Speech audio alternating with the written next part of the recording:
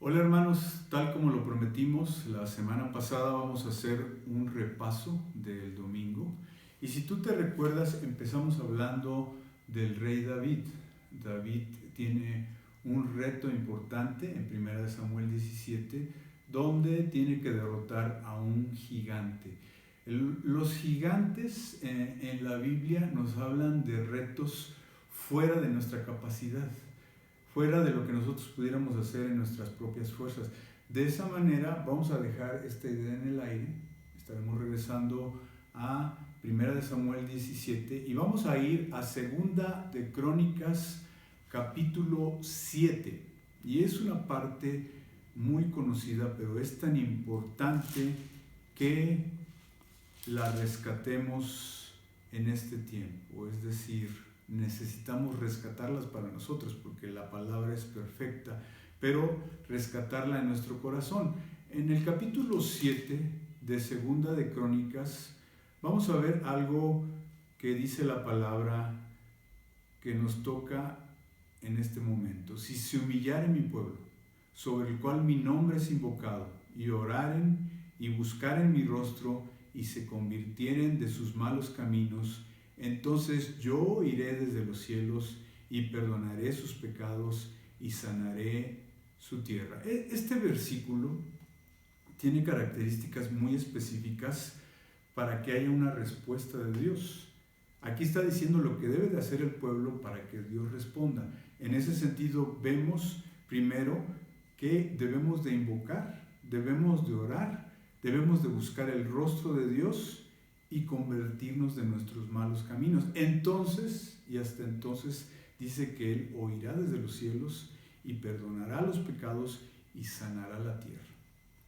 Bueno, esto es importante y cuando yo veo este versículo, es un versículo para todo tiempo, pero entendiendo las circunstancias en las que estamos viviendo, necesitamos ver por qué Dios le da esta palabra al rey Salomón. Y vamos a ir un poquito antes, en el capítulo 6, y vamos a poner algunos ejemplos de cuándo debemos de tener esta actitud hacia Dios, que ya lo dijimos, debe de ser siempre, pero, ¿qué es lo que está pasando ahorita y por qué hacemos este llamado tan importante que está en Segunda de Crónicas?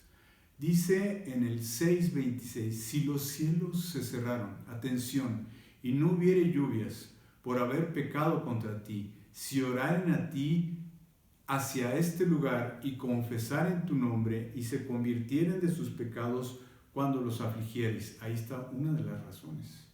Segunda es en el 28 del capítulo 6. Seguimos en Segunda de Crónicas. Si hubiere hambre en la tierra, si hubiere pestilencia, si hubiere tizoncillo o añublo, langosta o pulgón, o si los sitiaren, atención, sus enemigos en la tierra, en donde moren cualquier plaga o enfermedad que sea. Yo te sugiero que leas el capítulo 6 y el capítulo 7 de Segunda de Crónicas para que Dios te hable en este tiempo. Vamos a poner un ejemplo más. Si tu pueblo saliere a la guerra contra sus enemigos por el camino que tú les enviares y oraren hacia ti, esta ciudad que tú elegiste, hacia la casa que he edificado tu nombre. Y entonces las respuestas son más o menos semejantes, porque voy a leer solamente el 35, pero te vas a dar cuenta que cada vez que hay el planteamiento hay una respuesta, porque después dice, tú oirás desde los cielos su oración y su ruego y ampararás su causa. Bien, este estudio tiene tres partes importantes. Número uno es exhortación, profecía y cuál es la parte práctica, porque nosotros necesitamos tomar la palabra, llevarla a nuestro corazón y llevarla a la práctica. ¿Por qué estamos diciendo esto? Ya que tenemos los tres puntos. Porque es tan importante que tú te des cuenta que en este tiempo, si tú no tienes la palabra, vamos a estar de la misma manera que todos están. Es decir, las personas en este momento tienen miedo, hay incertidumbre, etcétera, ya lo que todos sabemos. Pero cuando nosotros estamos entendiendo que tenemos un Dios, necesitamos ir a la palabra, a las buenas nuevas, porque porque el mundo está lleno de malas noticias. En ese sentido, vamos a ver que es tan importante tener la percepción de Dios y de esta manera nosotros poder tener no la del mundo, sí la de Dios, ¿verdad? Porque ¿qué está sucediendo ahorita? El mundo está inundado de muchas noticias, algunas son falsas, algunas tratan de amedrentar, algunas otras tratan de hacer sentir mal a la gente, algunas otras de hecho están teniendo un efecto depresivo en algunas. Entonces por eso es tan importante que la palabra nos saque de eso si es que estuviéramos en un lugar así, y de esa manera nosotros podamos ser libres y poder pasar este tiempo de pruebas para que Dios nos confirme de que Él está con nosotros. Y vamos a ver, porque está la percepción del hombre y la percepción de Dios, y eso lo podemos ver desde el libro de Génesis. Cuando nosotros estamos entendiendo que en el libro de Génesis hay un anuncio, debemos de tomarlo para nuestras vidas. Y dices, ¿desde Génesis? Sí. En el Génesis tú sabes que Dios creó a Adán y Eva.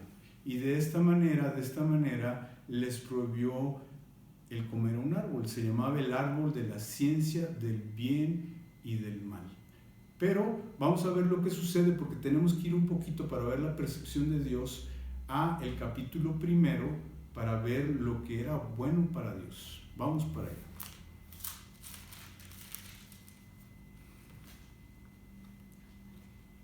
También solamente voy a tomar algunas partes de la Escritura y déjame decirte que cada vez que Dios hacía algo, creaba algo en el espíritu creativo con su palabra y con su espíritu, lo que venía a suceder es que decía que Él lo veía bueno. ¿Sí? Perdón. Y entonces vemos en Génesis 1:10, y llamó Dios a lo seco tierra, y a la reunión de las aguas llamó mares, y vio Dios que era bueno. Excelente. Verso 18, y para señorear en el día y en la noche, y para separar la luz de las tinieblas, y vio Dios que era bueno. Estamos tomando solo algunas partes. 25, hizo Dios animales de la tierra según su género, y ganado según su género, y todo animal que se arrastra sobre la tierra según su especie, y vio Dios que era bueno. Cuando Dios crea al hombre y a la mujer, Dios se expresa de la siguiente manera. 31 del capítulo 1. Y vio Dios que todo lo que había hecho, y he aquí que era bueno en gran manera, y fue la tarde y la mañana del sexto día. Cuando Dios concluye y corona la creación con el hombre y la mujer, con Adán y Eva, entonces hay una traducción que dice, vio Dios que era muy bueno. Entonces, eso nos hace ver el plan que tiene Dios para la humanidad. Pero vamos a ver lo que sucede en la caída en el capítulo 3. Muy bien. Dice en el verso 6, cuando la mujer es tentada por la serpiente, dice en el 6, y vio la mujer que el árbol era bueno para comer, y que era agradable a los ojos, y árbol codiciable para alcanzar sabiduría, y tomó de su fruto, y comió, y dio también a su marido, el cual comió así como ella. Fíjate cómo al tomar del árbol prohibido, ella tiene otra percepción de las cosas. Y no solamente eso, ya que toma del árbol prohibido, ya que toma de ese fruto, lo que viene a suceder es que ahora va a haber en su mente una constante lucha entre lo que es bueno y lo que es malo. Pero aquí lo más importante, y para hacer la comparación con el capítulo 1, es que vio que el árbol era bueno. Entonces vemos lo que es bueno para Dios y lo que es bueno para el hombre. De la única manera que nosotros podemos entender lo que es bueno para Dios es buscándolo en su palabra. En ese sentido, vamos a pasar a la parte profética. Cuando leemos algo de la profecía, es tan importante que Dios después nos hable. ¿Qué es necesario que hagas tú después? Vamos a hacer una afirmación acerca del profeta Joel, y después tú tienes que ir a checar en la presencia de Dios si esa profecía es para ese tiempo o no. Estamos en tiempos difíciles y hay la probabilidad que así sea, pero de la única manera que lo puedes confirmar es que Dios lo haga en tu corazón. Y vamos a ir para allá. Busquemos el libro de Joel en el Antiguo Testamento. ¿Cuántos dicen amén? Amén, amén. Amén.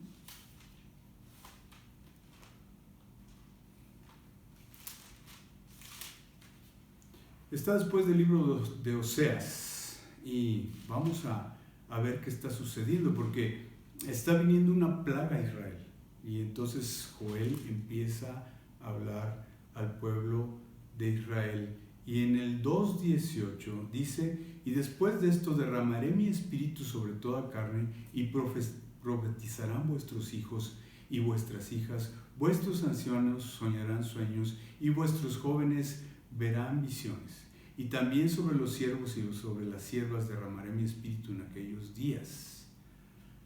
Dice más adelante: el sol se convertirá en tinieblas y la luna en sangre antes de que venga el día grande y espantoso de Jehová. Voy a tomar un poco de agua. Cuando los judíos escucharon esto, debe haber habido un desconcierto, porque Dios, cuando hablaba en el Antiguo Testamento, o hablaba de juicio o hablaba de bendición, hablaba de derramamiento del Espíritu o hablaba de que iba a pasar el pueblo de Israel por un momento difícil. Pero aquí estamos viendo una combinación de las dos cosas.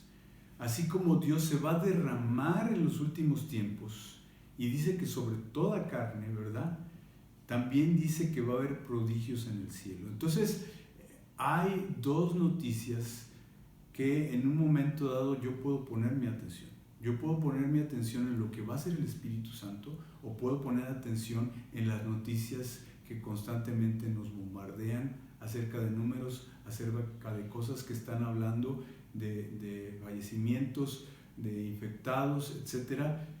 Lo mejor es estar en las buenas nuevas. Lo mejor es que nosotros creamos en lo que dice el verso 32. El verso 32 dice que después de que el Espíritu Santo se va a derramar sobre toda carne, dice: y todo aquel que invocare el nombre del Señor será salvo. Y ese es el enfoque que debemos de tener. Cuando Dios venga, si Jesús viene pronto, ¿cuál es el que debe de ser nuestro enfoque? Yo me debo de enfocar en la fatalidad o en la salvación. Y ahí está la gran diferencia de cuando hablamos de que Dios tiene una visión y el hombre tiene otra. Bueno, ok. Regularmente cuando suceden este tipo de cosas, en este caso que hay un problema de salud en la tierra que está connotando en lo económico, cuando esto sucede, hay una revisión de la historia. Es interesante porque cuando pasan cosas buenas, hacen una revisión buena de la historia, pero cuando pasan cosas malas, hacen una revisión de la historia como diciendo: ¿por qué habrá pasado esto? ¿Por qué está sucediendo esto? Y regularmente vas a ver que hay más libros sobre crisis, más libros sobre guerras, más libros sobre muerte, más libros sobre la caída de la economía, y igualmente los videos en la televisión regularmente se van a especializar en eso. Eso trae a la humanidad un estado de crisis y hay un sinsentido que la gente empieza a ver de tal manera que es muy difícil ver a Dios. Por eso estamos aquí y por eso te estamos buscando que tengas el enfoque correcto en la palabra de Dios, porque necesitamos entonces una perspectiva bíblica, ¿verdad? Y es la iglesia de Jesucristo la que va a tener esa nueva visión que le va a dar significado y sentido a lo que va a suceder. Son muchos temas, pero hasta este momento Yo te pregunto, ¿cuál es tu enfoque? Hubo un filósofo alemán de descendencia judía que un día dice que tuvo una visión acerca de un ángel y él le llamó el Angelus Novus. Y ese ángel era un ángel que caminaba hacia adelante y volteaba hacia atrás. ¿Qué es lo que sucede si tú caminas hacia adelante y caminas hacia atrás? Tarde o temprano te vas a tropezar. Lo que viene a suceder es que él está volteando porque en vez de ver una cadena de acontecimientos, ve una catástrofe única en donde solamente ve ruinas sobre ruinas. Y eso a él le llamó el progreso de la humanidad. Y es como una crítica de decir, realmente lo que tenemos para este tiempo valió la pena las guerras, valió la pena todo la rivalidad por los territorios, etc. Esa es la visión que él tiene, ¿verdad? Pero mira, ¿qué es lo que tenemos que hacer nosotros en este tiempo? Nosotros tenemos que exaltar precisamente lo que Jesús vino a decir. Y en el libro de Juan 10:10, él dice, efectivamente, el ladrón vino a matar, vino a destruir, pero yo he venido a darte vida y vida en abundancia. Y este versículo es tan importante que te tomes de él. Juan 10:10, búscalo, subráyalo, porque tengo algo que decirte.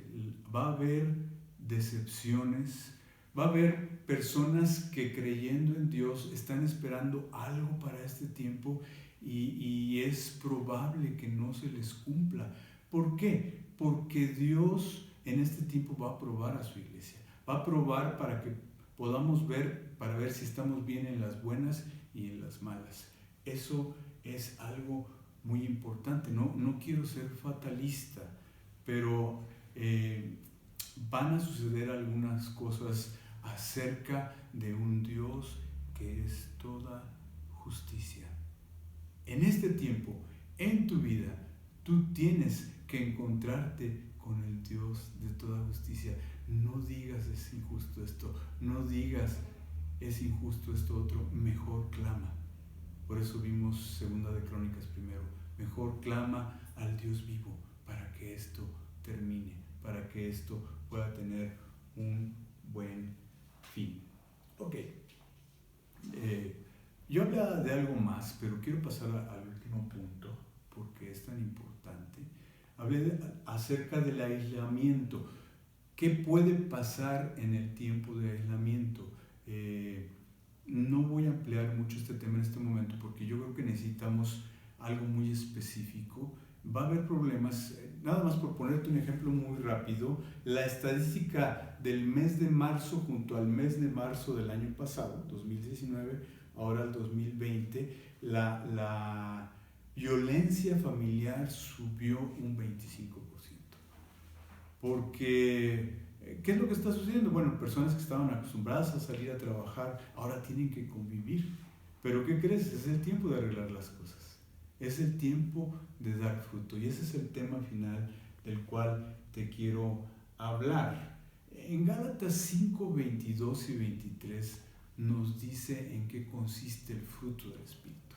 El fruto del Espíritu es amor, gozo, paz, paciencia, benignidad, bondad, fe, mansedumbre y templanza. Eso lo debes de tener en la memoria de tu corazón. Y eso es lo que en un momento dado, si has decidido estar aislado y obedecer a las autoridades, es lo que en un momento dado nosotros debemos de hacer en este tiempo, en la presencia del Señor. Yo te voy a ampliar este tema porque la palabra te debe llevar a un terreno diferente del que está hablando la gente. La incredulidad es un lugar oscuro y pequeño. En cambio, la fe es un lugar luminoso y espacioso. Por eso debemos de estar seguros de lo que va a suceder. Ok, hay una diferencia entre dones y frutos, lo expliqué el domingo, pero lo único que te puedo decir hasta este momento, porque te digo, lo voy a ampliar después, es que el fruto da un carácter permanente. Y ese carácter es el que tú vas a tener en la eternidad. es lo que nosotros vamos a usar. Ese amor, ese gozo, esa paz, esa benignidad, etcétera, es lo que nosotros vamos a usar en la eternidad. Y entonces vemos esto como una magnífica oportunidad para que tú puedas desarrollar este fruto. Después vamos a explicar la diferencia entre dones y frutos, porque debo de pasar ya al tema de David en 1 Samuel capítulo 17. Vamos para allá. Y esta figura es hermosa porque de alguna manera sintetiza lo que estamos diciendo acerca de las cosas de Dios. Otra vez te pregunto, ¿dónde está tu enfoque? ¿Dónde está? ¿Dónde está ahorita tu mente? Procura no buscar tantas cosas emocionales, porque el emocionalismo no permite que fluyan las cosas espirituales. No digo que no tengas emociones, por eso dije emocionalismo. Pero aquí lo más importante es que cuando tú estés buscando de Dios, tú vas a decir, Señor, yo esperaba este tiempo en mi corazón. Paradójicamente, en este momento que hay tantas cosas difíciles en la tierra que no podemos negar, ¿estamos de acuerdo?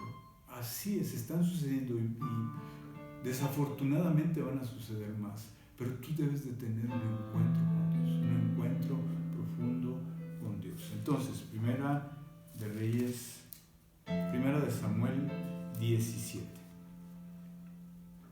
Habíamos visto a David. David ni siquiera tenía idea de que se iba a enfrentar al gigante. Él va y le lleva a comida a sus hermanos y entonces ve que el pueblo está amedrentado, que los mismos soldados están amedrentados y entonces él dice, ¿quién es este filisteo incircunciso que se atreve a retar a los escuadrones del Dios viviente? Leemos en el 17:37, añadió David, Jehová que me ha librado de las garras del león y de las garras del oso, él también me librará de la mano de este filisteo. Y dijo Saúl a David, ve y Jehová esté contigo. Y Saúl vistió a David con sus ropas y puso sobre su cabeza un casco de bronce, le armó de coraza. Y ciñó David su espada sobre sus vestidos y probó a andar porque nunca había hecho la prueba. Y dijo David a Saúl, yo no puedo andar con esto porque nunca lo practiqué. Y David echó de sí aquellas cosas y tomó su cayado en su mano y escogió 5 piedras lisas del arroyo y las puso en el saco pastoril, en el zurrón que traía, y tomó su honda en su mano y se fue hacia el filisteo. Voy a ponerme de pie, tenemos que orar al final. ¿Qué está sucediendo ahí? David va a enfrentar algo que no se puede enfrentar con fuerzas naturales. Él necesita el Espíritu de Dios. Por eso el simbolismo de quitarse la armadura y rechazarla significa que no es con espada ni con ejército, sino con el Espíritu del Dios vivo. Cuando nosotros entendemos esto, podemos entender lo que sigue, porque Él busca 5 piedras lisas. 5 piedras lisas que le van a ayudar para esto. Pero tú dices, ¿por qué 5 piedras lisas? Si solamente ocupó solo una, fue certero, solamente una le clavó en la frente a Goliat. ¿Ok? Primero vamos a ver las características. ¿Qué harías tú si te piden una piedra lisa? O en este caso 5. ¿Qué es lo que harías tú? ¿Irías con alguien a que la puliera, a que le metiera un esmeril? Las piedras se deshacen cuando tratan de hacer algo, pero no sucede así con las piedras de arriba. Y lo que viene a suceder aquí es que él fue al agua de la palabra para buscar esas piedras, que son 5. ¿Sí? Ahora, esas piedras, ¿quiénes son esas piedras? Esas piedras somos tú y yo, que hemos sido lavados por la palabra de tal manera y de tal forma que cuando nosotros entramos a la presencia de Dios, podemos entender las cosas, podemos entenderlo todo. Yo doy gracias a Dios por tu vida, por haber oído hasta decirte algo importante, porque las 5 piedras son los 5 ministerios que en este tiempo deben de desarrollarse como nunca antes se había visto. Nosotros vamos a empezar a ver muchos milagros. Nosotros vamos a empezar a ver al Dios vivo actuando. Vamos a ver gente levantándose de las sillas de ruedas, muertos resucitar. Pero necesitamos estar en la presencia del Espíritu como nunca antes lo habíamos hecho. Yo te quiero dejar con esto y vamos a orar. Este repaso fue bueno, fue de Dios, porque hemos podido tomar el extracto de lo que hablamos el domingo. Vamos a seguir hablando de esto, pero mientras tanto, ¿qué te parece si oramos? Señor Jesús, te damos gracias en este tiempo por tu amor y por tu bendición, Padre. Yo te pido que tu iglesia despierte, Señor, que tu iglesia pueda tener el enfoque correcto, que tu iglesia pueda vencer ese gigante que al mismo tiempo es microscópico, Señor.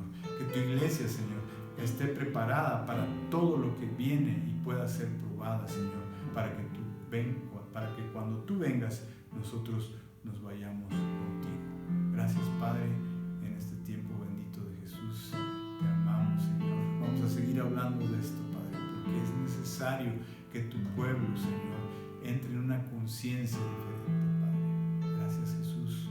En el nombre de tu Hijo amado.